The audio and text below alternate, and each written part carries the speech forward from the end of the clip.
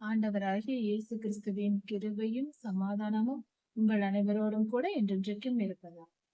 நான் உன்னை விட்டு விலகுவதும் இல்லை, உன்னை கைவிடுவதும் இல்லை என்று சொன்ன நமது ஆண்டவராகிய இயேசு கிறிஸ்து நம்முடனே கூட என்றென்றும் இருக்கிறார். சமாதானமாய் இருப்போம். எசேக்கியேல் 12ஆம் அதிகாரம் 1ஆம் வசனம் முதல். இந்த வேத பகுதியில் கர்த்தர் இஸ்ரவேலர்களை பற்றியும் அவர்களுடைய நிலை, அவர்கள் எந்த அளவுக்கு பாவம் செய்திருக்கிறார்கள், எந்த அளவுக்கு அவர்களுடைய வாழ்க்கை குழப்பங்கள் நிறைந்ததாக, பொல்லாத ஆவிகளுக்கு இடம் கொடுத்ததாக, அவர்கள் கலகம் செய்தவர்களாக இருக்கிறார்கள், அவர்களுடைய நிலை எப்படி இருக்கிறது என்பதை குறித்து கர்த்தர் இந்த இடத்தில் வெளிப்படுத்தி இருக்கிறார். அவர்களுக்கு நியாயத்திற்கு கொடுக்கும்படியாக எசேக்கியேல் தீர்க்கதரிசியை இந்த இடத்தில் அடையாளமாக வைக்கிறார். கர்த்தர் ஒரு தேசத்தின் அடையாளமாக தீர்க்கதரிசிகளை வைத்திருக்கிறார். தீர்க்கதரிசிகளுக்கு என்ன நேரிடுகிறதோ அதுதான் அந்த தேசத்திற்கு நடக்கும். தீர்க்கதரிசிகள் மக்களால் ஏற்றுக்கொள்ளப்பட்டு அவர்களுடைய தீர்க்க தரிசனங்கள் ஏற்றுக்கொள்ளப்பட்டு ஜனங்கள் மனம் திரும்பினால் அந்த தேசம் செழிப்பாய் இருக்கும். அதே சமயத்தில் தீர்க்கதரிசிகளுக்கு விரோதமாய் செயல்படுகிற ஜனங்களாய் இருந்தால், தீர்க்கதரிசிகளை துன்பப்படுத்தினால் அதே போல அந்த தேசமே துன்பப்படும். ஒரு தேசத்தின் அடையாளமாக கர்த்தர் தீர்க்கதரிசியை வைத்திருக்கிறார். இந்த வேத பகுதியானது சிதேக்கியா ராஜா காலத்தில் சிதேக்கியா ராஜாவும் அவர்களோடு கூட இருந்தவர்களுக்கும் கர்த்தர் கொடுக்கிற நியாய தீர்ப்பை, அதற்கான அடையாளத்தை எசேக்கியேல் ஐயா மூலமா கர்த்தர் எசேக்கியேல் ஐயாவுக்கு தீர்க்க தரிசனமாக சில காரியங்களை சொல்கிறார். அதை செய்யவும் சொல்கிறார். செயல் வடிவத்தில் செய்து காட்ட வேண்டும் என்று சொல்லுகிறார். அறிவியல் பாடம் படிக்கும் போது சில விஷயங்களை பாடமாக படிப்போம், அதை செயல்முறையாக செய்து பார்ப்போம். அதுபோல கர்த்தர் சில விஷயங்களை அவர்களுக்கு சொல்லி, இஸ்ரவேல் தேசத்தாரை குறித்து, அதை நீ செயலாக செய்து காட்டு, நான் கொடுக்கும் நியாய தீர்ப்பை உனக்கு சொல்லி இருக்கிறேன், அதை நீ செயலாக செய்து காட்டு என்று சொல்லுகிறார். இப்படிதான் தீர்க்கதரிசியை கர்த்தர் தேசத்தின் அடையாளமாக ஏற்படுத்துகிறார். கர்த்தருடைய வார்த்தை எசேக்கியேல் தீர்க்கதரிசியாக்கு உருவாகிறது. நீ கலக வீட்டாரின் மத்தியில் தங்கி இருக்கிறாய் என்று சொல்லுகிறார். கலக வீட்டார் என்றால் என்ன? காணும்படிக்கு அவர்களுக்கு கண்கள் இருந்தும் அவர்கள் காணாமல் போகிறார்கள், கேட்கும்படிக்கு அவர்களுக்கு செவிகள் இருந்தும் அவர்கள் கேட்காமல் போகிறார்கள், இவர்களே கலக வீட்டார் என்று கர்த்தர் சொல்லுகிறார். இந்த வார்த்தையின் பொருள் என்ன? அதாவது கர்த்தர் சொல்லுகிற வார்த்தை, காதுகள் இருந்தும் கேளாதவர்கள், கண்கள் இருந்தும் பார்க்காதவர்கள். நன்றாக கவனித்து பார்ப்போம். கண்கள் இருப்பவர்கள் பார்க்காமல் இருப்பார்களா? ஒரு கூட்ட ஜனங்கள் இருக்கிறார்கள், கண்கள் இருக்கிறது பார்க்கவில்லை, காதுகள் இருக்கிறது கேட்கவில்லை என்றால் இது எப்படி நடக்கும்? காது இருந்தால் பேசுவது கேட்கத்தான் செய்யும், கண்கள் இருந்தால் திறந்து பார்க்கத்தான் செய்கிறோம். இது இயல்பான ஒன்று. ஆனால் கர்த்தர் இயல்புக்கு மாறாக சொல்கிறார். இது இயற்கை மண்டலத்தில் இருக்கிற நம் கண் காதை பற்றி சொல்லவில்லை. கர்த்தர் ஆவிக்குரிய கண்களையும் ஆவிக்குரிய காதுகளை பற்றியும் சொல்லுகிறார். முதல் பொருள். இன்னொரு பொருளும் உண்டு, அதை குறித்து நாம் சற்று தியானித்து பார்ப்போம். அதாவது மனதளவில் அவர்கள் கேட்பதற்கான, அதாவது கண்களும் காதுகளும் இருக்கிறது என்று சொல்லும் போது இது இஸ்ரவேல் ஜனங்களை குறிக்கிறது. இஸ்ரவேலர் என்றால் நம்முடைய தேவனை அறிந்தவர்கள், உடன்படிக்கையை செய்தவர்கள் கர்த்தரோடு. அதாவது இன்றைய நிலையில் பார்க்க வேண்டும் என்றால் கிறிஸ்தவர்கள். இப்படிப்பட்டவர்களை பற்றி தான் கர்த்தர் சொல்லுகிறார். இவர்கள் இன்றைய நிலைக்கு நாம் எடுத்துக்கொள்ள வேண்டும் என்றால் கிறிஸ்தவர்கள் என்று எடுத்துக்கொள்ளலாம். அந்த காலத்தில் இஸ்ரவேலர்கள் என்ற கர்த்தருடைய ஜனத்தை குறிக்கிறது. மொத்தத்தில் கர்த்தருடைய ஜனம். கர்த்தருடைய ஜனம் அப்பொழுது எப்படி இருந்தார்கள் என்று பார்த்தால், அவர்கள் கர்த்தருக்கு பிள்ளைகள் என்று சொல்லிக் கொண்டு தேவாலயத்தில் வந்து கர்த்தருடைய நியமங்களை எல்லாம் கீழ்ப்படிந்து செய்தார்கள். ஆனால் அவர்கள் இருதயம் கர்த்தருக்கு விரோதமாய் இருந்தது. அவர்கள் கர்த்தருடைய வார்த்தையை கேட்கவில்லை. அவர்கள் கர்த்தருக்கு கீழ்ப்படியாமல், கீழ்ப்படிந்து என்றால் பழக்க வழக்கங்களை ஒரு பாரம்பரியமாக கடைபிடித்து செய்துவிட்டு, உண்மையான இருதயத்தோடு கர்த்தர் எந்த பொருளில் ஒரு காரியத்தை செய்ய சொன்னாரோ, அந்த பொருளை மறந்துவிட்டு, கடமைக்காக செயல்பாடுகளை மட்டும், சம்பிரதாயங்களை மட்டும் செய்து கொண்டு, கர்த்தருக்கு கீழ்ப்படியாமல் போனார்கள். இது கர்த்தருக்கு கீழ்ப்படிதல் என்று அவர்கள் நினைத்துக் கொண்டார்கள். ஆனால் அது கீழ்ப்படிதல் அல்ல. மனப்பூர்வமாய் கர்த்தருடைய இருதயத்தின் நினைவுகளை அறிந்து கீழ்ப்படிவதே சரியான முறையா இருக்கும். அதாவது பண்டிகை ஆசரிப்புகளை செய்தார்கள். நியமங்களை எல்லாம் பிடித்தார்கள், பலி செலுத்தினார்கள். ஆனால் மனப்பூர்வமாய் செய்யவில்லை. கர்த்தருடைய வார்த்தைகளை படிக்கவும் இல்லை, கேட்டு தெரிந்து கொள்ளவும் இல்லை, அதற்கு கீழ்ப்படியவும் இல்லை. இன்னும் சொல்ல போனால் விக்கிரக ஆராதனையே செய்தார்கள். எல்லாவித பாவங்களையும் செய்தார்கள். அதனால் கர்த்தர் அப்படி சொல்லுகிறார். அவர்கள் கலக வீட்டார், என் வார்த்தைகளை என்னை பார்க்கவும் இல்லை, என் சொல்லை அவர்கள் கேட்கவும் இல்லை, எனக்கு கீழ்ப்படியவில்லை என்ற பொருளில் சொல்லுகிறார். இது ஒரு பொருள். இன்னொரு பொருள் என்ன? ஆவிக்குரிய மண்டலத்தில் கர்த்தர் தம்முடைய ஜனங்களுக்கென்று கர்த்தரை தெய்வமாய் ஏற்றுக்கொண்டு அவர் அண்டையில் சேர்ந்து அவரை நம்பி இருக்கிற ஜனங்களுக்கு கர்த்தர் ஒரு ஆசீர்வாதத்தை தருகிறார், அன்றும் இன்றும் என்றும். எப்படி என்றால், நம்முடைய ஆவி மனிதன், மனிதன் என்றால் ஆவி, ஆத்மா, சரீரம் என்ற மூன்றும் இணைந்துதான் ஒரு முழு மனிதனாய் நாம் இருக்கிறோம். இந்த ஆவி மனிதனில் நம்முடைய மாம்ச ரீதியான கண்கள் நமக்கு பார்க்கிறது, காதுகள் கேட்கிறது. ஆனால் ஆவிக்குரிய கண்கள், ஆவி மனிதனின் கண்களும் செவிகளும் அடைக்கப்பட்டிருக்கும் போது கர்த்தரை பார்க்கவோ கர்த்தரின் குரலை கேட்கவோ முடியாது. பொதுவாக கர்த்தர் எப்படி பேசுவார் என்று கேட்கிற ஒரு ஜனக்கூட்டம் இருக்கிறது கிறிஸ்தவர்கள் மத்தியில். அவர்கள் ஆவிக்குரிய கண்களும் காதுகளும் திறக்கப்படாதவர்கள். கர்த்தரை அவர்கள் பார்த்ததும் இல்லை, கர்த்தருடைய குரலை கேட்டதும் இல்லை. அப்படி என்றால் அவர்கள் ஆவியின்படி பெயருக்கு கிறிஸ்தவர்களாய் இருப்பார்கள், ஆனால் முழு மனதோடு கர்த்தரை நேசிக்காதவர்களாய் இருப்பார்கள் என்று பொருள் வைத்துக் கொள்ளலாம். கர்த்தரை நெருங்கி சேராதவர்கள், கர்த்தருடைய வல்லமையை பெறாதவர்கள், பரிசுத்தமாக்கப்படாதவர்கள் என்று சொல்லலாம். அவர்கள் கர்த்தரை பார்க்கவும் முடியாது, கர்த்தருடைய குரலை கேட்கவும் முடியாது. அவர்கள்தான் கண்கள் இருந்தும் காணாதவர்கள், காதுகள் இருந்தும் கேளாதவர்கள் என்று கர்த்தர் சொல்லுகிறார். இன்னொரு கூட்டம் என்னவென்றால், கர்த்தரை அறிந்திருப்பார்கள், தெய்வமாய் ஏற்றுக்கொண்டிருப்பார்கள், கர்த்தருடைய அபிஷேகத்தை பெற்று கர்த்தரை பார்க்கவும் கர்த்தருடைய வார்த்தைகளை கேட்கவும் அறிந்திருப்பார்கள். அதுவும் இருக்கும். ஆனாலும் கர்த்தருக்கு கீழ்ப்படிய மாட்டார்கள். கர்த்தருக்கு பரிசுத்தத்தை எல்லாம் தெரிந்து வைத்திருப்பார்கள், ஆனால் அதை செயல்படுத்த மாட்டார்கள். உலக இச்சைகளில் மூழ்கி உலக வாழ்க்கை வாழ்ந்து கொண்டிருப்பார்கள். அப்படிப்பட்டவர்களை விட்டு கொஞ்ச காலத்தில் வாய்ப்பை கொடுப்பார் கர்த்தர். அவர்கள் மனம் திரும்பாத பட்சத்தில் பரிசுத்த ஆவியானவர்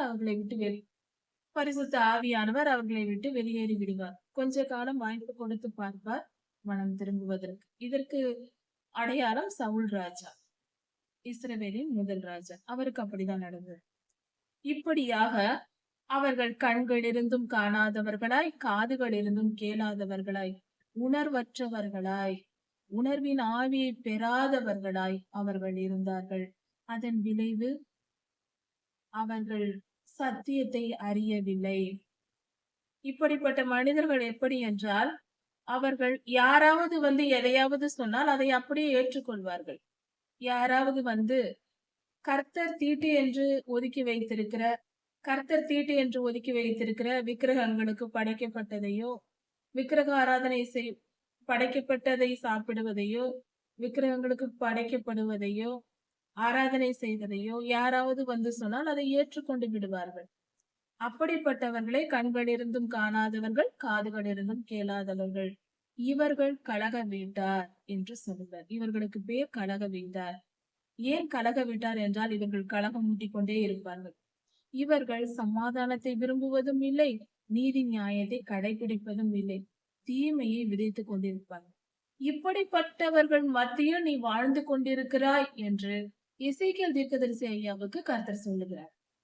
இப்படியாக எசேக்கியேல் தீர்க்கதரிசி ஐயாவுக்கு கர்த்தர் சொல்லுகிறார், இவர்கள் கலக வீட்டார் என்று. இன்னொரு காரியம் என்னவென்றால், இது நேரடியான பொருள் இருந்தாலும் அவர்களுடைய செயல்பாடுகள் எப்படி இருக்கும் கலக வீட்டாரின் செயல்பாடுகள் எப்படி இருக்கும் என்றால் பரிசுத்தத்தை விரும்பாதவர்களாய் இருப்பார்கள். எப்பொழுதும் பாவம் செய்வதும் பாவத்திற்கு துணை போவதுமாய் இருப்பார்கள். பொல்லாத ஆவிகளின் செயல்களுக்கு துணை போவார்கள்.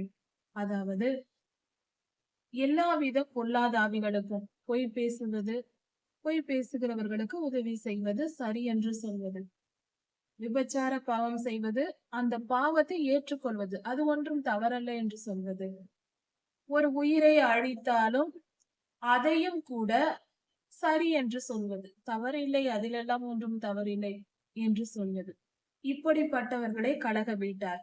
பாவத்தை ஏற்றுக்கொள்கிறவர்கள் கலக வீட்டார். அப்படிப்பட்ட ஜனங்களாய் இஸ்ரவேலர்கள் மாறி போனார்கள். அப்படிப்பட்ட நிலையில் அவர்கள் இருந்தார்கள். அதை தான் கர்த்தர் இங்கு வெளிப்படுத்துகிறார் எசேக்கியேல் ஐயாவுக்கு.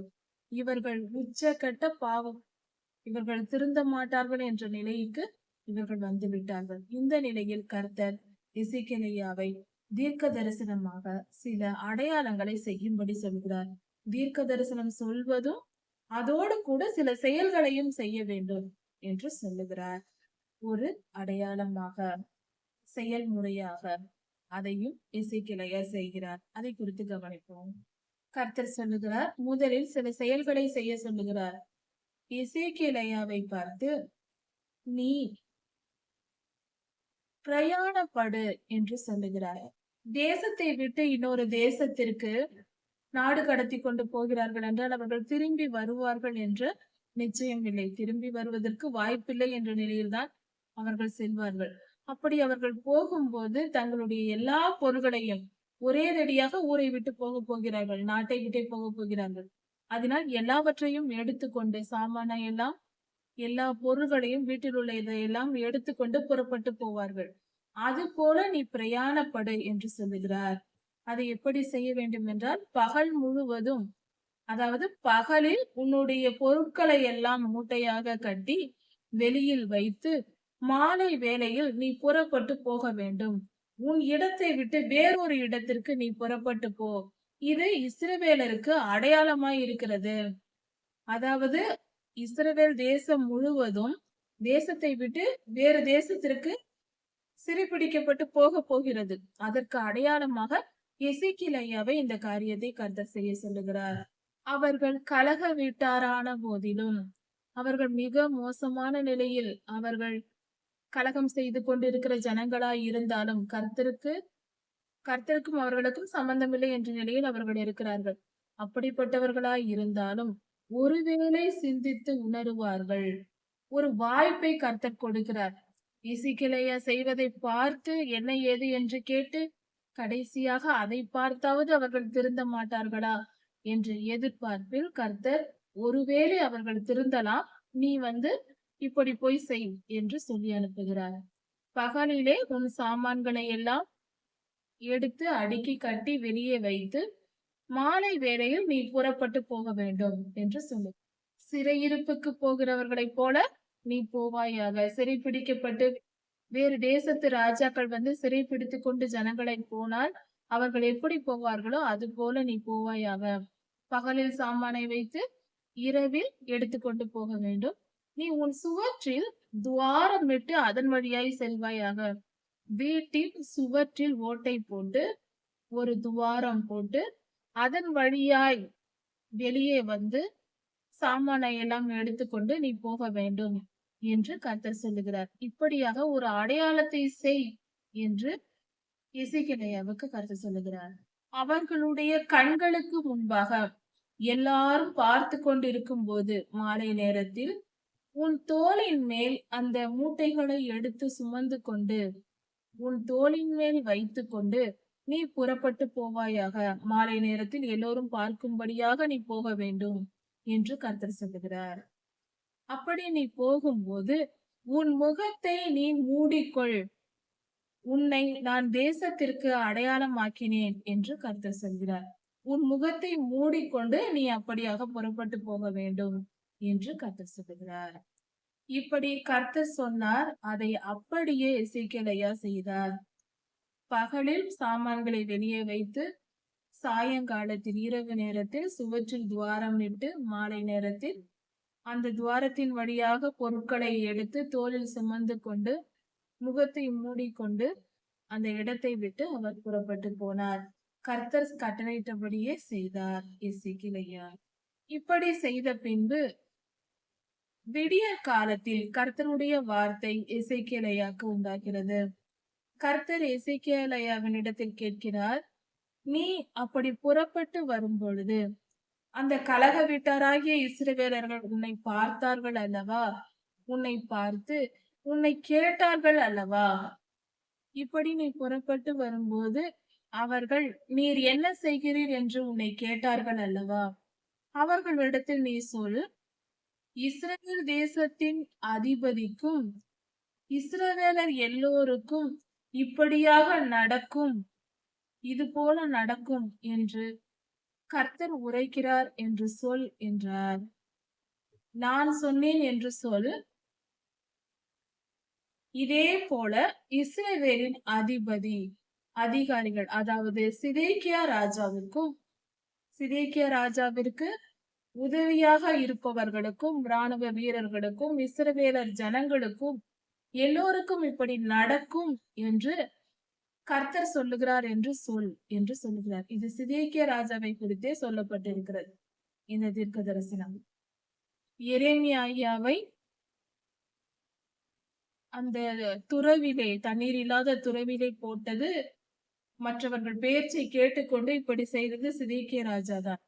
அதை போல அந்த ராஜாவுக்கு தான் இப்படி நடக்கும் என்று கர்த்தர் தீர்க்க தரிசனம் சொல்லுகிறார் எசேக்கியா மூலமாக.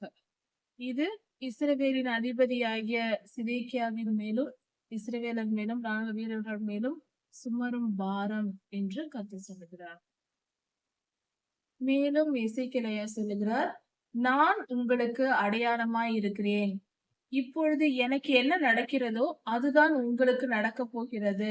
சிறை பிடிக்கப்பட்டு பரதேசம் போக போகிறீர்கள், தேசத்தை விட்டு போக போகிறீர்கள் என்று எசேக்கியா சொல்லுகிறார்.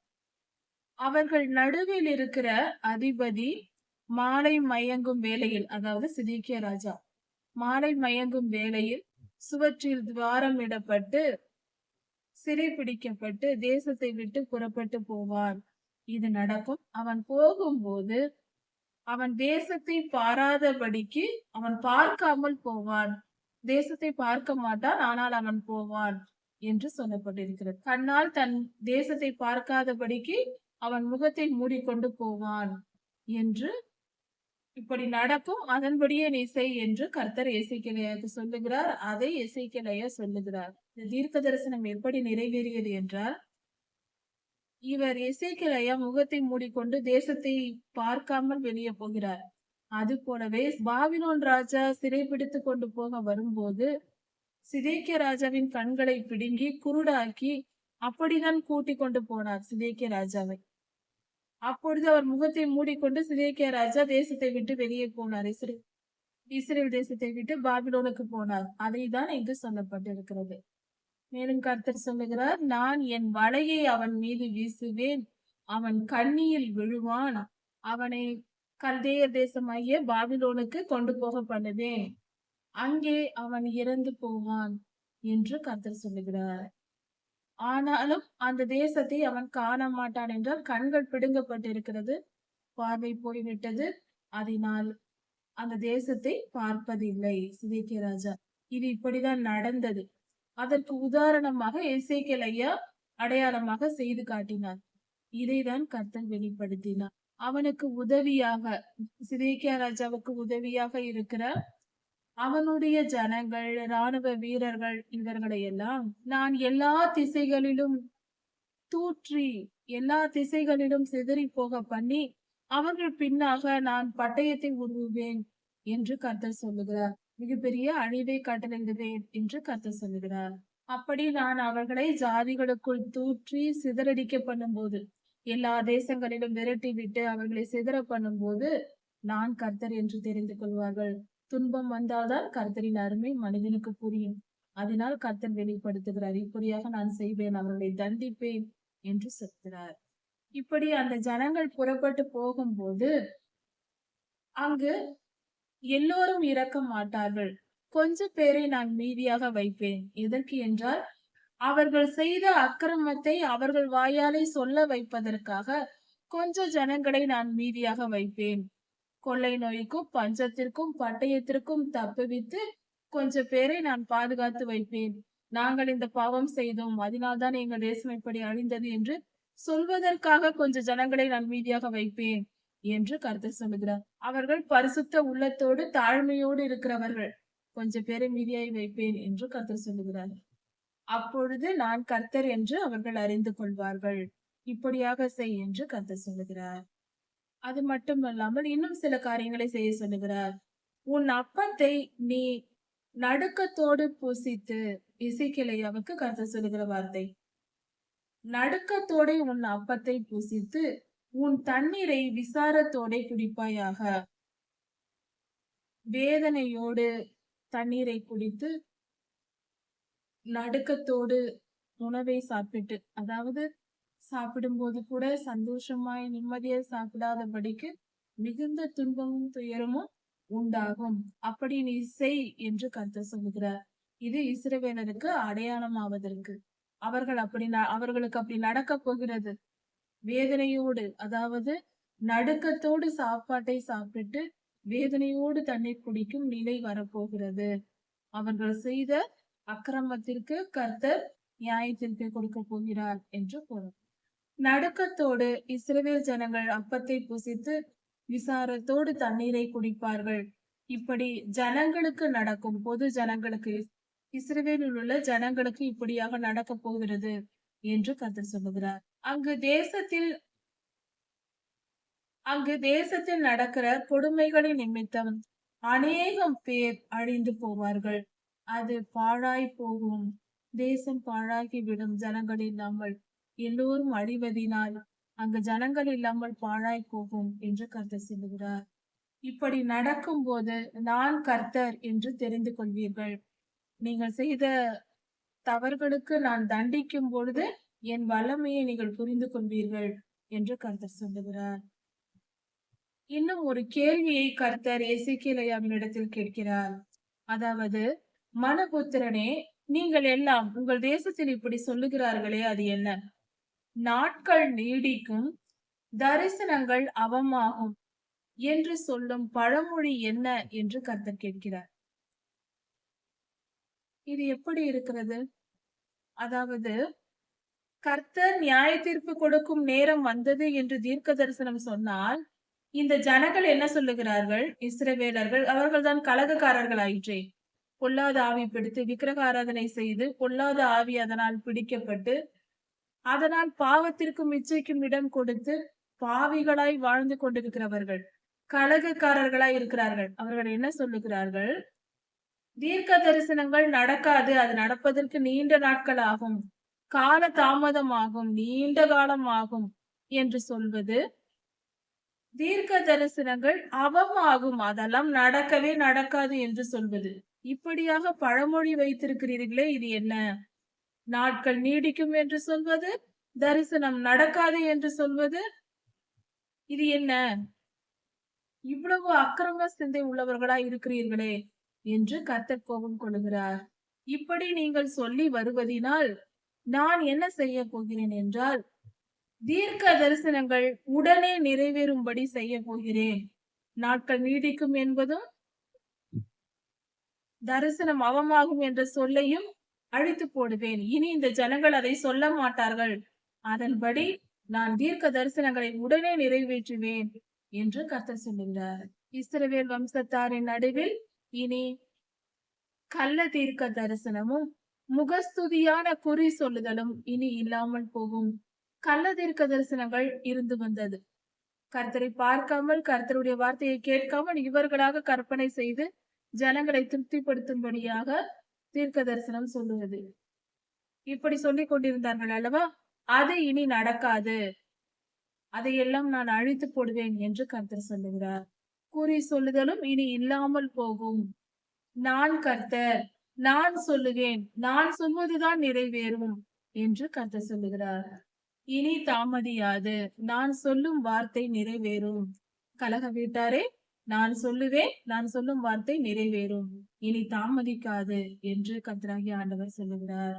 இதற்கு அடுத்ததாக இன்னொரு முறை கர்த்தருடைய வார்த்தை எசேக்கியேல் ஐயாவுக்கு வருகிறது.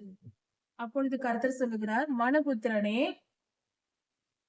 இஸ்ரவேலர்கள் சொல்லுகிறார்கள், இவன் காண்கிற தீர்க்க தரிசனம் நிறைவேறுவதற்கு அநேக நாள் செல்லும் என்று சொல்லுகிறார்கள். தூரமாய் இருக்கிற காலங்களை குறித்து இவன் தீர்க்க தரிசனம் சொல்லுகிறான் என்று சொல்லுகிறார்கள். அதாவது இன்னும் 1000 வருடம், இன்னும் 500 வருடம், இன்னும் 100 வருடம் கழித்து நடக்க போகிற காரியங்களை இந்த தீர்க்க தரிசனமாக சொல்லியிருக்கிறார். இது இப்பொழுதெல்லாம் நடக்காது என்று சொல்லிக் கொள்கிறார்கள். இப்படி இவர்கள் சொல்லிக் கொள்வதினால் இனி ஒரு வார்த்தையும் என்னுடைய வார்த்தை தாமதியாவது, நான் சொல்லுகிற காரியத்தை உடனே நிறைவேற்றுவேன் என்று கர்த்தர் சொல்லுகிறார். இப்படி ஜனங்கள் தவறான புரிதலோடு தவறான வாழ்க்கை வாழ்ந்தார்கள். தீர்க்க தரிசனத்தை பொய் என்று சொன்னார்கள், அது நடக்காது என்று சொன்னார்கள், காலதாமதமாகும் என்று சொன்னார்கள். இப்படியாக தனக்கு தோன்றினதை எல்லாம் சொல்லிக்கொண்டு தங்களை தாங்களே ஏமாற்றிக் கொண்டார்கள். கர்த்தருக்கு கீழ்ப்படியாததினால் அவர்கள் அத்தனை துன்பத்தையும் அனுபவித்தார்கள். கர்த்தர் நம்மை பாதுகாக்க நினைக்கிறார். நாம் அவருக்கு கீழ்ப்படிந்தால் நாம் பத்திரமாய் நிம்மதியாய் செழிப்பான வாழ்வை வாழலாம். அவருக்கு கீழ்ப்படியாமற் போகும்போது நியாய தீர்ப்பையே நாம் சுமக்க வேண்டியிருக்கும். கர்த்தர் மிகவும் நல்லவர். அவர் திருக்கரங்கள் நமக்கு நன்மை செய்ய ஆயத்தமாய் இருக்கிறது. அதை புரிந்து கொண்டு செயல்படுவோம். கர்த்தரின் வல்லமை உணர்ந்து கொள்வோம். நம்மை தாழ்த்துவோம். கர்த்தரை உயர்த்துவோம். அவர் நல்லவர். எசேக்கியேல் 13ஆம் அதிகாரம். கர்த்தர் சொல்லுகிறார், இஸ்ரவேலில் இருக்கிற தீர்க்கதரிசிகள் என்ன செய்து கொண்டிருக்கிறார்களாம்? அவர்கள் தீர்க்க தரிசனம் சொல்லுகிறார்கள். இஸ்ரவேலின் தீர்க்கதரிசிகள் தீர்க்க தரிசனம் உரைக்கிறார்கள். ஆனால் அவைகள் கர்த்தருடைய வார்த்தை அல்ல. அவர்கள் இருதயத்தில் எதை தோன்றுகிறதோ, என்னென்ன தோன்றுகிறதோ அதையெல்லாம் தீர்க்க தரிசனமாக சொல்லிக் கொண்டிருக்கிறார்கள். கர்த்தருடைய வார்த்தையை கேட்காமல், கர்த்தரிடத்தில் ஜெபிக்காமல், இவர்கள் மனதிற்கு என்ன தோன்றியதோ அதையெல்லாம் தீர்க்க தரிசனம் உரைத்துக் கொண்டு கர்த்தருக்கும் இவர்களுக்கும் சம்பந்தம் இல்லாமல் வாழ்கிறார்கள். அப்படி என்றால் கர்த்தர் ஒரு இடத்தில் இல்லை என்றால் அந்த இடத்தில் பொல்லாத ஆவி இருக்கும். அதாவது ஒரு வீடு இருக்கிறது, அந்த வீட்டின் ஜன்னல்கள், கதவுகள் எல்லாம் அடைக்கப்பட்டு வெளிச்சம் இல்லாமல் இருளாக்கப்பட்டால், வெளிச்சம் இல்லாமல் எல்லாவற்றையும், எல்லா லைட்டுகளையும் நாம் அணைத்து விட்டால், இரவு நேரத்தில் எந்த வெளிச்சமும் உட்புகாதபடிக்கு செய்து விட்டால் எப்படி இருக்கும்? அது இருள் சூழ்ந்திருக்கும். வெளிச்சம் இல்லை என்றால் அந்த இடத்தில் இருள் இருக்கும். வெளிச்சம் போனால் அந்த இடம் இருளாய் மாறிவிடும். வெளிச்சத்துக்கும் இருளுக்கும் உள்ள சம்பந்தம் இதுதான். இருளானது எல்லா இடங்களிலும் இருக்கிறது. வெளிச்சம் இருக்கும் இடத்தில் இருள் மறைந்து போகிறது. வெளிச்சம் விலகினால் இருள் அந்த இடத்தில் வந்து விடுகிறது. இருளாய் தோன்றுகிறது எல்லாமே. இதுதான் ஆவிக்குரிய நிலையும். இதுதான் பரிசுத்த ஆவியானவர் மெய்யான ஒளியாய் இருக்கிறார், வெளிச்சமாய் இருக்கிறார். பொல்லாத ஆவிகள் இருளாய் இருக்கிறது. இந்த பூமி முழுவதும் பொல்லாத ஆவிகளால் நிரப்பப்பட்டிருக்கிறது. எங்கெல்லாம் பரிசுத்த ஆவியானவர் இருக்கிறாரோ, எந்த மனிதனுக்குள்ளெல்லாம் பரிசுத்த ஆவியானவர் இருக்கிறாரோ அந்த இடத்தில் கர்த்தர் இருக்கிறார். அந்த இடம் வெளிச்சமாய் இருக்கிறது. நன்மைகளும் நீதியும் நியாயமும் நிறைவேறும் இடமாய் இருக்கிறது. அந்த இடமாக இருக்கலாம், மனித மனமாய் இருக்கலாம், எதுவாய் இருந்தாலும் பரிசுத்த ஆவியானவர் இருக்கும் இடத்தில் பரிசுத்தம் இருக்கும், மெய் வெளிச்சம் இருக்கும். ஒருவேளை பரிசுத்த ஆவியானவர் அந்த மனிதனை விட்டோ, அந்த இடத்தை விட்டோ விலகினால் அந்த இடம் இருள் சூழ்ந்ததாய் இருக்கும். அப்படி என்றால் பொல்லாத ஆவிகள் சூழ்ந்து கொள்ளும். வெற்றிடம் என்று ஒன்று கிடையாது. அதை புரிந்து கொள்வோம். உலகத்தில் இயற்கையாகவே வெற்றிடத்தை கண்டுபிடிக்கிறார்கள், முயற்சி செய்கிறார்கள். வெற்றிடம் என்று ஒன்று இல்லை. ஈத்தராகவே இருக்கிறது. ஈத்தர் என்ற பொருள் இருக்கிறது. வெற்றிடம் என்று ஒன்று இல்லை. இந்த உலகத்தின் தன்மை எப்படி இருக்கிறது என்று தெரிந்து கொள்ள வேண்டும். உலகம் முழுவதும் தீமையினால் நிறைந்திருக்கிறது. உலகத்தின் இடங்களும் பூமியும் அதிலுள்ள மனிதர்கள், மிருகங்கள், எல்லா உயிரினங்களும் தீமையினால் நிறைந்திருக்கிறது. பரிசுத்த ஆவியானவர் எந்தெந்த ஜீவன்களுக்குள்ளும் எந்தெந்த இடத்திலும் இருக்கிறாரோ அங்கெல்லாம் இந்த தீமை இல்லாமல் பரிசுத்தமாக்கப்படுகிறது. பரிசுத்தம் நன்மை உண்டாகிறது. நன்மையானவைகளே செய்கிறவர்களாக அந்த உயிரினங்கள் இருக்கிறது. நன்மையை செய்கிறதாய். எங்கெல்லாம் பரிசுத்த ஆவியானவரின் வல்லமை இல்லையோ, எப்படி வரும் ஒரு மனிதனுக்குள் பரிசுத்த ஆவியானவரின் வல்லமை? பரிசுத்த ஆவியானவர் நமக்குள் பிரவேசிக்க வேண்டும் என்றால் முதல் தகுதி நாம் அதை விரும்ப வேண்டும். கர்த்தர் எனக்குள் வர வேண்டும், என்னை ஆளுகை செய்து வழி நடத்த வேண்டும், அவர் என்னோடு இருக்க வேண்டும் என்ற விருப்பம் முதலில் நமக்கு இருக்க வேண்டும். நாம் விரும்பாவிட்டால் கர்த்தர் வரமாட்டார். அதை முதலில் தெரிந்து கொள்வோம். நாம் விரும்ப வேண்டும், முழு மனதோடு விரும்ப வேண்டும். முழு மனதோடு நாம் கர்த்தரை அழைத்தால் அவர் நம் இருதயத்திற்குள் வருவார். தகுதி என்றால் அது ஒன்றுதான். உண்மையாய் முழு மனதோடு விருப்பத்தோடு நாம் கர்த்தரை அழைக்கும் போது, ஏனென்றால் அவர் வருவார் என்ற விசுவாசம், முழு அன்பு செலுத்தும் போது அந்த விசுவாசம் வந்துவிடும். விசுவாசம் வந்துவிட்டால் நிச்சயம் கர்த்தர் நமக்குள் வந்து விடுவார். எதை நாம் விசுவாசிக்கிறோமோ அதை நாம் பெற்றுக்கொள்ளலாம். கர்த்தர் உண்மையாய் எனக்குள் வருவார் என்று நம்பி நாம் கர்த்தாவே எனக்குள் வாரும் மனம் என்று மனப்பூர்வம் கர்த்தாவே எனக்குள் வாரும் என்று மனப்பூர்வமாய் நாம் அழைக்கும் போது நிச்சயம் அவர் நமக்குள் வந்து தீமையை அகற்றி பரிசுத்தத்தை ஏற்படுத்தி நீதியின் பாதையில் நம்மை நடத்துவார். நம் வாழ்நாளெல்லாம் நீதி நிறைவேறதா இருக்கும். ஒவ்வொரு நாளும் பரிசுத்தமாக்கப்படுவோம். கர்த்தருடைய ராஜ்யத்திற்குள் போவதற்கு நாம் தகுதியுடையவர்களாய் மாறுவோம். அதுதான் மறுரூபமாக்கப்படும் நிலை. அங்கு இஸ்ரவேலின் தீர்க்கதரிசிகள் என்ன செய்தார்கள்? அவர்கள் பொல்லாத ஆவிகளால் நிரப்பப்பட்டிருக்கிறார்கள். பரிசுத்த ஆவியானவரை இழந்து விட்டார்கள். அவர்கள் உண்மையை விட்டார்கள், இச்சை கொண்டார்கள், மாம்ச ரீதியான உலக வாழ்க்கை வாழ்ந்தார்கள். உலக இன்பங்களை தேடி சந்தோஷமாய் உலக இன்பங்களை அனுபவித்து வாழ விரும்பினார்கள். கர்த்தரை விட்டு விலகினார்கள். உலக வாழ்க்கை கர்த்தருக்கு விரோதமானது. உலக சந்தோஷங்களை அனுபவிக்க வேண்டும் என்றால் கர்த்தருக்கு பரிசுத்தமாய் வாழ முடியாது.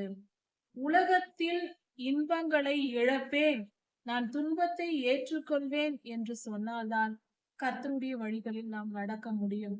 இது அடிப்படை தத்துவம். முதலில் இதை புரிந்து ஏற்றுக்கொள்ள வேண்டும். சுகபோகமாக வாழ்வதற்கு இந்த பூமி இல்லை. கர்த்தர் படைக்கும் போது அப்படித்தான் படைத்தார். ஆனால் நாம் பாவத்தை உள்ளே விட்டு விட்டோம். இப்பொழுதோ இதை சுத்திகரிக்க வேண்டிய நிலையில் இருக்கிறோம். இந்த பூமியில் தீமை நுழைந்து விட்டது.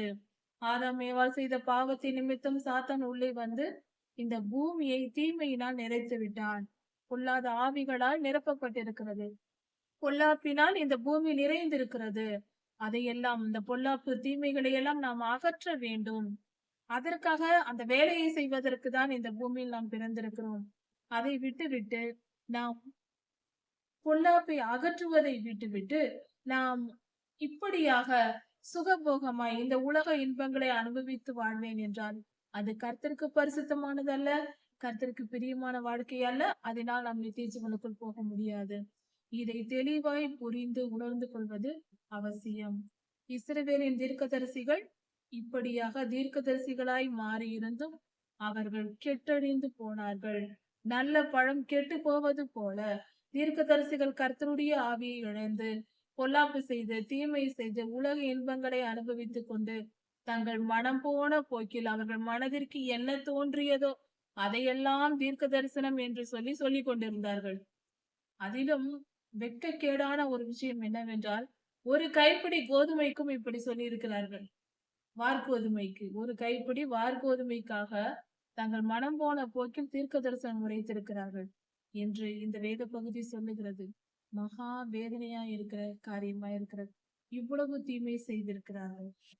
இப்படிப்பட்ட தீர்க்கதரிசிகள் அவர்கள் தங்கள் இருதயத்தில் தோன்றுகிறதை, இருதயத்தில் என்ன இருக்கிறதோ அதை எடுத்து தீர்க்க தரிசனமாக சொல்லிக் கொண்டிருக்கிறார்கள்.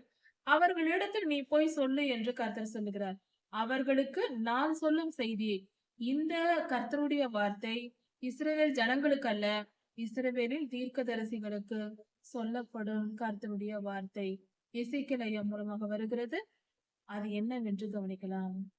தாங்கள் ஒன்றும் தரிசியாதிருந்தும், தாங்கள் ஒன்றும் கர்த்தரை பார்க்காமலும் கர்த்தருடைய வார்த்தையை கேட்காமலும் கர்த்தர் வெளிப்படுத்தின தரிசனங்களை பார்க்காமலும் இருந்து, எதையுமே பார்க்காமல் தங்கள் இருதயத்தில் தோன்றினவைகளையே தரிசனமாய் சொல்லுகிற இப்படிப்பட்ட ஜனங்களுக்கு தங்களுடைய ஆவியின் ஏவுதலை, பொல்லாத ஆவிகளின் ஏவுதலை பெற்று அது சொன்ன வார்த்தைகளை எல்லாம் தங்கள் ஆவிகள் தங்களுக்கு தாங்களே ஏற்படுத்தி கொண்டு தவறான காரியங்களை தங்கள் இருதயத்தில் சிருஷ்டித்து தாங்களே பொல்லாத காரியங்களை சொல்லி கர்த்தருக்கும் இவர்களுக்கும் சம்பந்தம் இல்லாமல் வாழ்ந்து பொய் தீர்க்க தரிசனம் சொல்லி பின்பற்றுகிற மதிக்கெட்ட, இதையே தொழிலாய் செய்து கொண்டிருக்கிற மதிக்கெட்ட அறிவில்லாத தீர்க்கதரிசிகளுக்கு ஐயோ என்று கர்த்தர் சொல்லுகிறார். அறிவில்லாத இப்படிப்பட்டவர்களுக்கு ஐயோ. இஸ்ரவேலே, உன் தீர்க்கதரிசிகள் காடுகளில் திரிகிற நரிகளுக்கு ஒப்பாய் இருக்கிறார்கள். காடுகளில் திரிந்து கொண்டிருக்கிற நரி எப்படி இருக்கிறதோ அப்படிதான் இவர்கள் இருக்கிறார்கள் என்று கர்த்தர் சொல்லுகிறார். நீங்கள் கர்த்தருடைய நாளிலே, கர்த்தருடைய நாள் என்று சொல்லும் போது கர்த்தர் நியாய தீர்ப்பு கொடுக்கும் கர்த்தருடைய 2ஆம் வருகையின் நாள் அவர் வரும்போது, கர்த்தர் நியாய தீர்ப்பு கொடுக்கும் நாள் வரும் அல்லவா, அந்த நாள் எல்லாருக்கும் நியாயம் தீர்க்கும் நாள் ஒரு நாள் இருக்கிறது. அது 1000 வருட அரசாட்சிக்கு பின்பு நடக்கும். அப்படி ஒரு நாள் வருகிறது. அந்த நாளில் யுத்தத்தில் நிலை நிற்கும்படிக்கு கடைசி கால யுத்தம் நடக்கும். அந்த நேரத்தில் பொல்லாத ஆவிகளுக்கும் மனிதர்களுக்கும் யுத்தம் நடக்கிறது. இதுதான் கடைசி காலம். அந்த நாளில் நிலை நிற்கும்படிக்கு நீங்கள் திறப்புகளில் ஏறினதும் இல்லை, கர்த்தரை நோக்கி ஜெபித்ததும் இல்லை. அந்த தீர்க்கதரிசிகள், பொய் சொல்லுகிறவர்கள் கர்த்தரை நோக்கி ஜெபித்ததில்லை. கர்த்தருடைய பிள்ளைகளுக்காக அவர்கள் ஜெபித்ததில்லை. பொல்லாத ஆவிகளை எதிர்த்து ஜெபித்ததில்லை. இஸ்ரவேலர்களுக்காக, அந்த தேசத்தின் மக்களுக்காக இவர்கள் கர்த்தருக்கு முன்பாக நின்று மன்றாடி ஜெபம் செய்து வேண்டிக் கொள்ளவில்லை. கர்த்தரிடத்தில் ஜனங்களுக்காக வேண்டுதல் செய்யாத தீர்க்கதரிசிகளாய் இருக்கிறார்கள். எதுவுமே செய்யவில்லை இவர்கள்.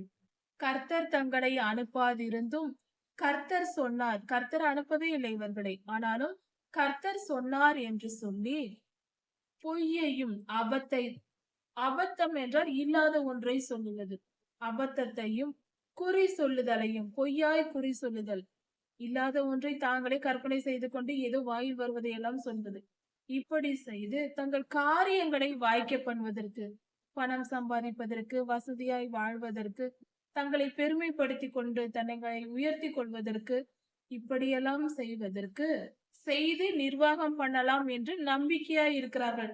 இப்படியே காலத்தை ஓட்டி விடலாம் என்று நம்பிக்கையாய் இருக்கிறார்கள். தவறு செய்து அதன் மேல் நிம்மதியாய் வாழ்ந்து விடலாம் என்று நம்பிக்கையோடு இருக்கிறார்கள். நான் சொல்லாமல் இருக்கும் போதும் நான் சொன்னேன் என்று நீங்கள் தீர்க்க தரிசனம் சொல்லும் போது பொய்க்குறியையும் அபத்தத்தையும் சொல்லுகிறீர்கள் அல்லவா? பொய்க்குறி சொல்லுகிறீர்கள், அபத்தம் சொல்லுகிறீர்கள், இல்லாததை சொல்லுகிறீர்கள் அல்லவா? அப்படி நீங்கள் செய்வதினால் இதோ நான் உங்களுக்கு விரோதமானவர் என்று கர்த்தர் சொல்லுகிறார். இப்படியெல்லாம் நீங்கள் பொய்யாய் நடந்து கொள்வதினால் நான் உங்களுக்கு விரோதமானவராய் இருக்கிறேன், உங்களுக்கு எதிரியாய் இருக்கிறேன் என்று கர்த்தர் சொல்லுகிறார். கர்த்தரை சார்ந்திருக்க வேண்டிய தீர்க்கதரிசிகள் கர்த்தரை விரோதியாக்கி கொண்டார்கள். இவர்கள் செய்த பாவத்தின் நிமித்தம் இப்படியாக நடந்தது. கர்த்தரே அவர்களுக்கு விரோதமாய் மாறிவிட்டார். இப்படிப்பட்ட இல்லாததை சொல்லி பொய்க்குறி சொல்லுகிற தீர்க்கதரிசிகளுக்கு என் கை எப்பொழுதும் விரோதமாய் இருக்கும் என்று கர்த்தர் சொல்லுகிறார். கர்த்தர் இப்படிப்பட்ட மனிதர்களுக்கு எதிரியாய் மாறிவிடுகிறார். இன்றும் உலகத்தில் அநேக கள்ள தீர்க்கதரிசிகள் உண்டு, பொய் தீர்க்க தரிசனம் சொல்லுகிறவர்கள் உண்டு. பணத்திற்காக, மற்ற காரியங்களுக்காக, பெருமைக்காக பொய் தரிசனங்களையும் குறி சொல்லுகிறதையும் செய்வதுண்டு. இப்படிப்பட்டவர்கள் உலகில் இருக்கிறார்கள், இன்றும் இருக்கிறார்கள். அப்படிப்பட்டவர்களுக்கு கர்த்தர் விரோதியாய் இருக்கிறார். அவர்களுக்கு எதிராய் நின்று கர்த்தர் செயல்படுவேன் என்று சொல்லுகிறார். அவர் என்றும் மாறாதவர், அன்று செய்ததையே இன்றும் செய்வார். இப்படி செய்கிறவர்கள் என் ஜனத்தின் சங்கத்தில் இருப்பதும் இல்லை. என் ஜனத்தினுடைய சங்கத்தில், என் ஜனங்களோடு இவர்கள் இருக்க மாட்டார்கள். இவர்களை நான் சேர்க்க மாட்டேன். பரலோக ராஜ்யத்தில் அப்படிப்பட்டவர்கள் இருக்க மாட்டார்கள். பொய் தீர்க்க தரிசனம் சொல்லுகிறவர்களுக்கு பரலோகத்தில் இடமில்லை என்று கர்த்தர் சொல்கிறார். இஸ்ரவேலரின் அட்டவணையிலும் எழுதப்படுவதில்லை. இவர்கள் பெயர் கூட ஏறாது என்று பொருள். அதாவது இன்னொரு பொருளும் இருக்கிறது. இஸ்ரவேலரின் அட்டவணை என்று சொல்லும் போது இஸ்ரேல் தேசத்தில் இந்த உலகத்தில் இருப்பது. அதிலும் எழுதப்படாது என்றால் பரலோகத்தில் எங்கு எழுதப்பட போகிறது? பரலோகத்திலும் எழுதப்படாது. பரலோகத்தில் ஜீவ புஸ்தகத்தில் அவர்கள் பெயர் இருக்காது. பரலோகத்திற்கு அங்கு வர முடியாது என்று பொருள். பொய் தீர்க்க தரிசனம் சொல்லுகிறவர்கள். இப்படி நான் செய்யும் போது நான் கர்த்தர் என்று அவர்கள் அறிந்து கொள்வார்கள். தேசத்தில் எங்கும் சமாதானம் இல்லை. சமாதானம் இல்லாதிருந்தும் இவர்கள் சமாதானம் சமாதானம் என்று சொல்லி என் ஜனத்தை ஏமாற்றி திரிகிறார்கள், மோசம் போக்குகிறார்கள், ஏமாற்றிக் கொண்டிருக்கிறார்கள் என்று கர்த்தரே சொல்லுகிறார். இந்த பொய் தீர்க்கதரிசிகள் செய்யும் செயல். இதற்கு ஒரு உவமையையும் கர்த்தர் கொடுத்து வெளிப்படுத்துகிறார். அதாவது ஒருவன் மண் சுவரை வைக்கிறான். மண்ணால் ஆன ஒரு சுவரை வைக்கிறான். அந்த மண் சுவர் என்பது உறுதி இல்லாதது. ஒருவன் மண் சுவரை வைக்கிறான். அதன் மேல் ஒருவன் சாரமில்லாத சாந்தை பூசுகிறான். அதன் மேல் ஒருவன் சாரம் இல்லாத சாந்தை பூசுகிறான். மேல் பூச்சாக பூசுகிறான். மற்றவர்கள் அந்த பூச்சை பூசுகிறார்கள். அந்த சாரம் இல்லாத சாந்தை பூசுகிறவர்களிடத்தில் நீ போய் சொல், அது இடிந்து விழும் என்று சொல் என்று கர்த்தர் சொல்லுகிறார்.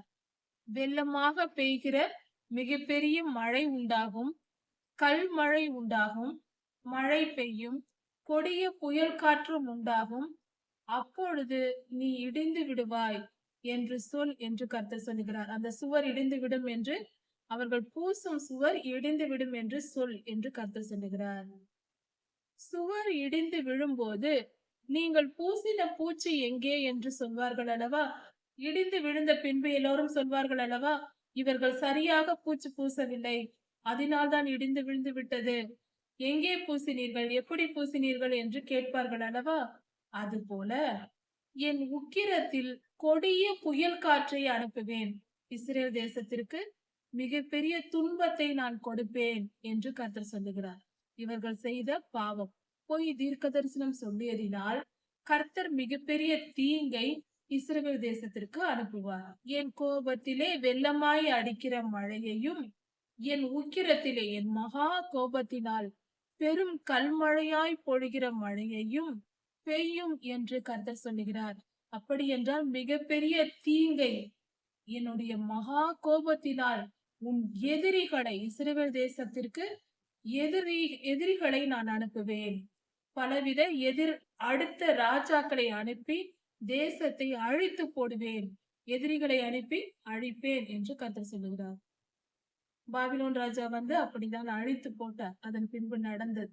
இப்படி நான் செய்யும் பொழுது நான் கர்த்தர் என்று அறிந்து கொள்வீர்கள். என்னை நீங்கள் அறிந்து கொள்ளாமல் தானே இப்படி செய்து கொண்டிருக்கிறீர்கள். என் வல்லமையை காட்டும் பொழுது அப்பொழுது நீங்கள் என்னை அறிந்து கொள்வீர்கள் என்று கர்த்தர் சொல்கிறார். சொல்லிவிட்டு அதன் பின்பு செய்கிறார். இப்படியாக சுவரிலும் சுவரின் மேல் சாந்து பூசினவர்களிலும் இருவரும் இல்லை. சுவற்றின் மேல் சாந்து பூசினவர்களும் இல்லை, சுவரும் இல்லை. இப்படியாக என் கோபத்தை நான் தீர்த்து கொள்ளுவேன். அப்படி என்றால் பொய் தீர்க்க தரிசனம் சொன்ன தீர்க்கதரிசிகள் சாந்து பூசினவர்களுக்கு சமம். அவர்களை நான் அழித்து போட்டேன். சுவரும் இல்லை, அதை கேட்டு நம்பின ஜனங்களும் இல்லை. இதை கேட்கிற ஜனங்கள் ஏன் தண்டிக்கப்படுகிறார்கள் என்றால், நமக்கு பிடித்த தரிசனத்தை சொல்ல வேண்டும் என்று இந்த ஜனங்கள் தான் அநேகம் கள்ள தீர்க்க தரிசிகளை உருவாக்குகிறார்கள் என்றே சொல்லலாம். தமக்கு பிடித்த தீர்க்க தரிசனங்களை சொன்னால் அவர்கள் பின்னால் போவது. தீர்க்க தரிசனம் என்றால் கர்த்தருடைய வார்த்தை. அது என்னவென்று தெரிந்து கொள்ளும் ஆர்வம் தான் இருக்க வேண்டுமே தவிர, நமக்கு பிரியமானதா இருக்க வேண்டும் என்ற எதிர்பார்ப்பு இருக்கக்கூடாது. அது முட்டாள்தனமானது. நாம் அவ்வளவு பெரிய பரிசுத்தவான்கள் இல்லை. நம்முடைய எதிர்பார்ப்புகள் எல்லாம் பரிசுத்தமாய் இருப்பதற்கு. நம்மிடத்தில் பாவங்கள் உண்டு, குற்றம் குறைகள் உண்டு. அப்படி இருக்கும் பொழுது நம்முடைய எதிர்பார்ப்புகள் எல்லாம் பரிசுத்தமாய் எப்படி இருக்கும்? சில பரிசுத்தமாய் இருக்கலாம், சில காரியங்கள் பாவமாய் இருக்கலாம். எனக்கு பிரியமானதையே தீர்க்க தரிசனம் சொல்ல வேண்டும் என்று தீர்க்கதரிசிகளையும் ஊழியர்களையும் நிர்பந்திக்க கூடாது. ஜனங்கள் முதலில் மனம் திரும்ப வேண்டும். கடினமான வார்த்தைகளாய் இருந்தாலும் கர்த்தருடைய உண்மையான வார்த்தைகளை சொல்லுங்கள். நாங்கள் கேட்கிறோம், மனம் திரும்புகிறோம், எங்கள் பாவத்தை விட்டு விலகுகிறோம், நன்மையை பெற்றுக் கொள்கிறோம் என்று சொல்ல வேண்டும். கர்த்தர் கோபப்பட்டு பேசினால் தாழ்மையோடு மனம் திரும்பினால் மன்னிக்கப் போகிறார். அதை விட்டுவிட்டு எனக்கு பிரியமானதை நீ சொல்லவில்லை, நான் உன் பேச்சை கேட்க மாட்டேன் என்று ஜனங்கள் நடப்பதினால்தான் அநேகம் கள்ள தீர்க்கதரிசிகள் உருவாகிறார்கள். பாவத்தை குறித்தும் நீதியை குறித்தும் கண்டித்து உணர்த்துகிற ஊழியர் பின்னால் தான் ஜனங்கள் போக வேண்டும். அப்படி சென்றால் மட்டுமே நமக்கு நன்மை நடக்கும். ஜனங்கள் நன்மை அடைய வேண்டும், கிறிஸ்தவர்கள் நன்மை அடைய வேண்டும், கர்த்தருடைய பிள்ளைகள் நன்மை அடைய வேண்டும் என்றால் ஒரே வழி, நன்மையை புரிந்து கொள்ளும் பக்குவம் வேண்டும். இன்பமானவைகளையும் ஆசீர்வாதமான வார்த்தைகளையும் தேடியே ஓடக்கூடாது. உண்மைதான் ஆசீர்வாதத்தை கொண்டு வரும். சத்தியமே ஆசீர்வாதத்தை கொண்டு வரும். கடிந்து கொள்ளுதல் ஆசீர்வாதத்தை கொண்டு வரும். மிகப்பெரிய தீங்கிலிருந்தும் காப்பாற்றப்படுவோம் கடிந்து கொள்ளுதல். பாவத்தை குறித்தும் நீதியை குறித்தும் பரிசுத்த ஆவியானவர் கண்டித்து உணர்த்தும் போது நாம் மனம் திரும்பினால் அந்த பாவத்தை விட்டு விலகி கர்த்தரிடத்தில் நன்மையை பெற்றுக் கொள்ளலாம். பொய்யான தீர்க்க தரிசனங்களை ஏற்றுக்கொண்டு நாம் வாழ்ந்து கொண்டிருந்தால் நம் நிலை என்ன? முடிவு அழிவு. நிதானித்துக் கொள்வோம். நம் இருதயத்தில் மனம் விரும்பியது சுகமான வாழ்க்கையை நோக்கி ஓடக்கூடாது. நன்மையானது எது? போராட யுத்த வீராங்கனைகளாக யுத்த வீரர்களாக வாழ வேண்டும். அந்த மனநிலை வேண்டும். இன்பமோ துன்பமோ நான் பரிசுத்தமாய் வாழ்வேன், பரிசுத்தத்தை தேடுவேன் என்ற எண்ணம் உள்ளவர்கள் மட்டுமே கர்த்தருடைய ராஜ்யத்தில் பிரவேசிக்க முடியும். உணர்ந்து கொள்வோம். கர்த்தருடைய கோபம் மகா பயங்கரமானது. அதை தாங்கி பிழைத்தவன் எவனும் இல்லை. அழிவுதான் முடிவு. மனம் திரும்புதல் நமக்கு கொடுக்கப்பட்டிருக்கிற மிகப்பெரிய வாய்ப்பு. கண்டித்து உணர்த்தப்பட்டால்தான் மனம் திரும்புதல் வரும். கண்டித்து உணர்த்துகிற ஊழியர்கள் தேவை. கண்டிப்பையும் உணர்வையும் நீதியை ஏற்றுக்கொள்கிற ஜனங்களும் தேவையாயிருக்கிறது இந்த காலத்தில். மேலும் கர்த்தர் சொல்லுகிறார், சமாதானம் இஸ்ரவேல் தேசத்தில் இல்லாதிருந்தும் சமாதானம் சமாதானம் என்று சொல்லுகிற, சமாதானம் வரப்போகிறது என்று தரிசனம் காண்கிற பொய்யான கள்ளதீர்க்கதரிசிகள் இல்லாமல் போவார்கள், அவர்கள் அழிக்கப்பட்டு போவார்கள் என்று கர்த்தர் சொல்லுகிறார். அதோடு மட்டுமல்லாமல் எசேக்கியேல் ஐயாவினிடத்தில் கர்த்தர் இன்னொரு காரியத்தையும் சொல்லுகிறார்.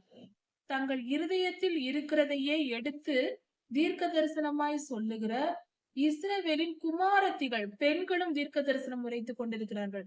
இப்படியே பொய் தீர்க்க தரிசனம் சொல்லி இருக்கிற,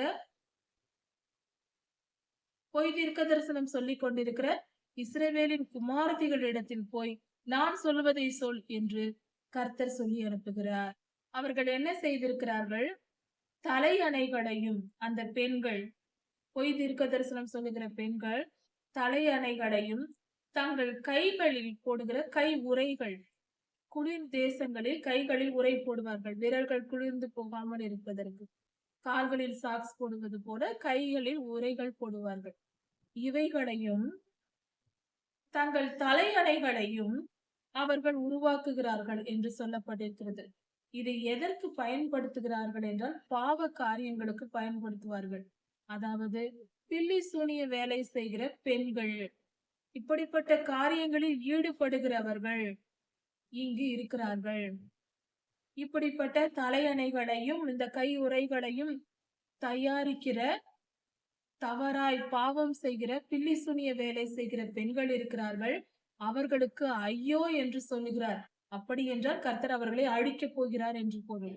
என் ஜனத்தின் ஆத்துமாக்களை, அவர்களை பார்த்து கர்த்தர் கேட்கிறார், என் ஜனத்தின் உயிரை காப்பாற்றி, என் ஜனத்தின் உயிரை அழித்து வேட்டையாடி, என் ஜனத்தின் ஆத்துமாக்களை வேட்டையாடி அவர்களை உயிரோடே வைப்பீர்களோ என்று கர்த்தர் சொல்லுகிறார்.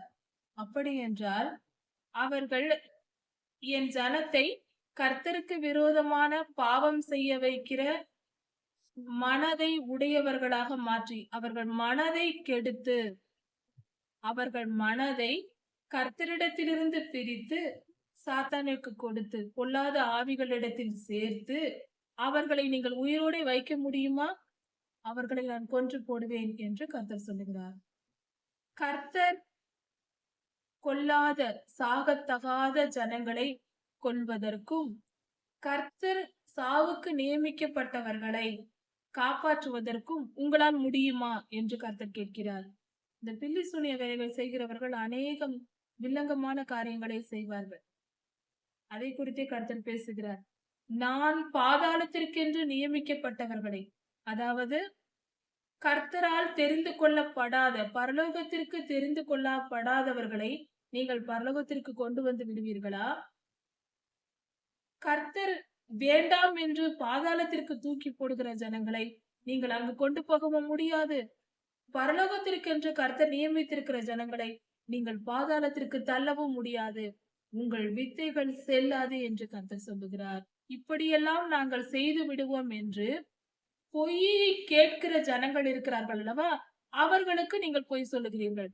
பொய்யை விரும்புகிறவர்களுக்கு நீங்கள் பொய்யை சொல்லி ஏமாற்றி உங்களை நாங்கள் பரலோகத்திற்கு கொண்டு போய் விடுவோம், நாங்கள் சொல்வதை செய்யுங்கள் என்று பில்லி சூனிய வேலைகள் செய்ய வைப்பது ஜனங்களை. இப்படியாக செய்து கொண்டிருக்கிறீர்கள். அது ஒருபோதும் நடக்காது என்று கர்த்தர் சொல்லுகிறார். இப்படி சொல்லி ஒரு கை நிறைய கோதுமை, வார்கோதுமைக்காக, ஒரு கை கோதுமைக்காக இப்படியெல்லாம் நீங்கள் செய்கிறீர்கள். அவர்களிடம் நீங்கள் பெறப்போவது ஒரு கை கோதுமை, ஒரு அரை கிலோ கூட செல்லாது. ஒரு 1/4 கிலோ கோதுமைக்காக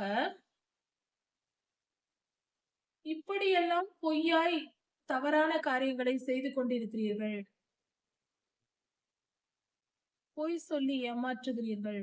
ஒரு 1/4 கிலோ கோதுமைக்காகவும் ஒரு சிறு அப்பத்துண்டுக்காகவும் இப்படியெல்லாம் பொய் சொல்லி அந்த ஜனங்களை என்னை என் ஜனத்திற்குள்ளே பரிசுத்த குலைச்சல் ஆக்குகிறீர்கள் என்று கர்த்தர் சொல்லுகிறார். என் பேரை கெடுக்கிறீர்கள் என்று கர்த்தர் சொல்லுகிறார்.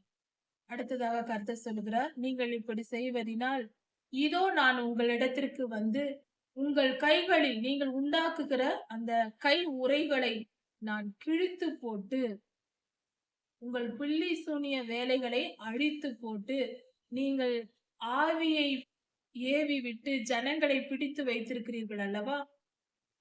பொல்லாத ஆவிகளை மனிதர்கள் மேல் ஏவி அவர்களை பிடித்து வைத்து பாவத்தை செய்ய வைத்துக் கொண்டிருக்கிறீர்கள் அல்லவா? அதையெல்லாம் நான் அவர்களை விடுதலையாக்கி அந்த பாவ காரியங்களை அழித்து போட்டு பரிசுத்தமாக்குவேன். அதை எல்லாவற்றையும் நீக்கி போடுவேன் என்று கர்த்தர் சொல்லுகிறார். பரிசுத்தமாக்குவேன் அல்ல, அந்த பாவத்தை நான் அழித்து போடுவேன் என்று கர்த்தர் சொல்லுகிறார். நீங்கள் மற்றவர்களை வேட்டையாடுகிறீர்கள். மற்ற ஆத்துமாக்களை, நீங்கள் ஜனங்களின் ஆத்துமாக்களை வேட்டையாடுகிறீர்கள். அதை நான் உங்கள் வேலையை அழித்து போடுவேன். அவர்களை நான் விடுதலை ஆக்குவேன் என்று கர்த்தர் சொல்லுகிறார். என் ஜனத்தை உங்கள் கைகளில் இருந்து நான் விடுதலை ஆக்குவேன். அவர்களை விடுதலையாக்க நான் வருகிறேன் என்று சொல்லுகிறார். இனி அவர்கள் உங்களால் வேட்டையாடப்படும்படிக்கு உங்கள் கைகளில் அவர்கள் இருக்க மாட்டார்கள். அப்பொழுது நான் கர்த்தர் என்று நீங்கள் தெரிந்து கொள்வீர்கள். நான் அவர்களை விடுதலை ஆக்கும் போது என் வல்லமையை நீங்கள் புரிந்து கொள்வீர்கள் என்று கர்த்தர் சொல்லுகிறார். இஸ்ரவேலில் இருக்கிற பெண்கள் இப்படி செய்து கொண்டிருந்திருக்கிறார்கள். நான் வேதனைப்படுத்தாத நீதிமானின் இருதயத்தை, நான் சஞ்சலப்படுத்தாத வேதனைப்படுத்தாத நீதிமானின் இருதயத்தை நீங்கள் வேதனைப்படுத்தினீர்கள், முறிய பண்ணினீர்கள். என்னுடைய நல்ல பிள்ளையை, நான் நேசிக்கிற என் பிள்ளையை நீங்கள் அவர்கள் மனம் உடையும்படி பொல்லாத ஆவிகளை ஏவி அவர்களை துன்பப்படுத்தி அவர்கள் மனதை நொறுக்கி போட்டீர்கள். பாவம் செய்கிறவர்கள் மனம் திரும்பவும் அவர்களை நான் காப்பாற்றவும் விடாதபடிக்கு அவர்கள் பாவங்களில் அவர்களை நிலைத்திருக்க பண்ணினீர்கள். ஏற்கனவே பாவியாய் இருக்கிறவர்கள் மேல் ஆவிகளை ஏவி அவர்களை மேலும் பாவத்தில் உறுதிப்படுத்தி விட்டார்கள் இந்த பெண்கள். நீதிமானாய் இருக்கிறவர்களின் இருதயத்தை முறியடிக்கும்படி, வேதனைப்படுத்தும்படி பொல்லாத ஆவிகளை ஏவி விடும்போது கர்த்தருடைய பிள்ளைகள், நீதிமான்கள் ஆவி முறிந்து போகிறது என்று சொல்லப்பட்டிருக்கிறது. அவர்கள் மனம் மிகவும் நொறுங்கி விழுந்து விடுவார்கள். மனம் உடைக்கப்பட்ட நிலையில் இருப்பார்கள். வியாதியோ துன்பமோ ஏதோ ஒன்று வந்து அவர்கள் ஏன் உயிரோடு இருக்கிறோம் என்று நினைக்கும் அளவுக்கு அவர்களை துன்பப்படுத்தும். இப்படிப்பட்ட நிலைக்கு நான் அவர்களை தண்டிக்கவே இல்லை. அவர்கள் எந்த தவறும் செய்யவில்லை. நான் தண்டிக்கவில்லை. நீங்கள் ஆவிகளை ஏவி இப்படி செய்து விட்டீர்கள். இப்படிப்பட்டவர்களை தீயவர்கள் மனம் திரும்பவும் அவர்களை காப்பாற்றவும் செய்வதை தடை செய்யும்படியாக நீங்கள் அவர்களை தீமையில் உறுதிப்படுத்தி விட்டீர்கள். இப்படி நீங்கள் செய்ததினால் நீங்கள் இனி அபத்தமானதை தரிசிப்பதில்லை. பொல்லாத ஆவிகளின் ஏவுதல் உங்களால் செய்ய முடியாது. அப்படி செய்யாதபடிக்கு தடை செய்வேன். இனி நீங்கள் சாஸ்திரம் பார்ப்பதும் இல்லை. என் ஜனத்தை நான் உங்கள் கைகளிலிருந்து விடுதலையாக்குவேன். அப்பொழுது நான் கர்த்தர் என்று நீங்கள் தெரிந்து கொள்வீர்கள் என்று கர்த்தர் சொல்லுகிறார். இப்படியாக கர்த்தர் இஸ்ரவேலின் ஜனங்களை விடுதலையாக்குவேன் என்று சொல்லுகிறார். இப்படி கர்த்தருக்கு பிரியமில்லாத காரியங்களை செய்து அழிவை தேடிக் கொள்ளக்கூடாது. கர்த்தர் நீதி உள்ளவர். அவர் நீதியாய் நியாயம் தீர்ப்பார். தீமைக்கு தக்க தண்டனையையும் கொடுப்பார். நன்மைக்கு தக்க ஆசீர்வாதத்தையும் நிச்சயம் தருவார். நாம் கர்த்தருக்கு பிரியமானவர்களாய் இருந்து அவரிடத்தில் ஆசீர்வாதத்தை பெறும்படியாக நீதியின் பாதையில் நடப்போம். கர்த்தருடைய வார்த்தைகளே நம் வாழ்க்கையின் வழியாகட்டும். கர்த்தருடைய ஆசீர்வதிப்பாராக. நம்முடைய ஆண்டவராகிய இயேசு கிறிஸ்து சீக்கிரம் வரப்போகிறார். அவருடைய வருகைக்கு நாம் ஆயத்தப்படுவோம். மாரநாதா.